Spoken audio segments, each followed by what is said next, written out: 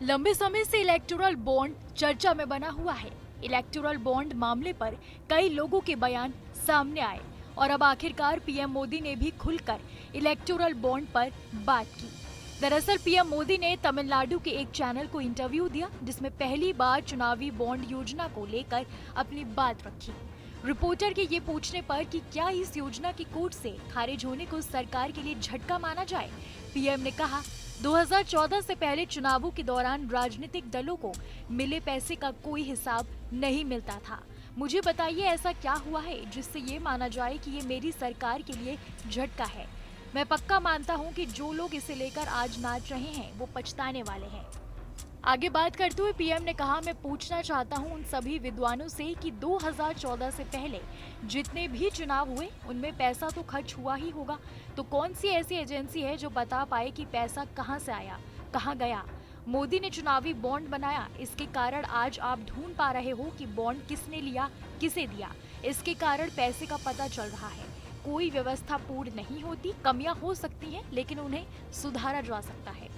वहीं प्रवर्तन निदेशालय यानी कि ईडी जैसी केंद्रीय एजेंसियों द्वारा विपक्षी नेताओं को टारगेट किए जाने के आरोप पर पीएम मोदी ने कहा कि ईडी ने देश में 7,000 मामले दर्ज किए हैं, जिनमें से केवल 3% नेताओं के खिलाफ दर्ज किए गए थे। उन्होंने इस बात पर जोर दिया कि ईडी एक स्वतंत्र एजेंसी है और उन्होंने या उनकी सरकार ने इसके मामलों में हस्तक्षेप नहीं किया है, इसे किसी व्यक्ति के पीछे नहीं लगाया है या गलत काम करने वालों के पीछे जाने से इसे रोका भी नहीं है।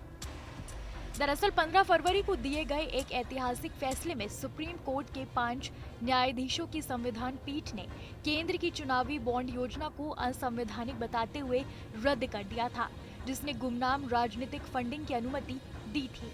इसके साथ ही चुनाव आयोग को दानदाताओं के डेटा, उनसे दान की गई राशि का खुलासा करने का आदेश दिया था।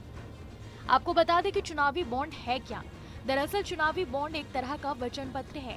इसकी खरीदारी भारतीय स्टेट बैंक की चुनिंदा शाखाओं पर किसी भी भारतीय नागरिक या कंपनी की ओर से की जा सकती है। ये बॉन्ड नागरिक या कॉरपोरेट कंपनीज की ओर से अपनी पसंद के किसी भी राजनीतिक दल को दान करने का जरिया है। चुनावी बॉन्ड को फाइनेंशियल बिल के साथ पेश किया गया था। 29 जनवरी 2018 को नरेंद्र मोदी के नेतृत्व वाली एनडीए सरकार ने चुनावी बॉन्ड योजना 2018 को अधिसूचित किया था। उसी दिन से इसकी शुरुआत हुई। कोई भी भारतीय नागरिक, कॉरपोरेट और अन्य संस्थाएं चुनावी बॉन्ड खरीद सकते थे और राजनीतिक पार्टियां इस बॉन्ड को बैंक में भुनाकर रकम हासिल कर लेते थे। बैंक चुनावी बॉन्ड उसी ग्राहक को बेचते थे जिनका केवाईसी वेरीफाइड होता था। बॉन्ड पर चंदा देने वाले के नाम का जिक्र नहीं होता था। ऐसे तमाम देश दुनिया की खबरों के लिए देखते रहिए न्यूज़ नेशन डिजिटल।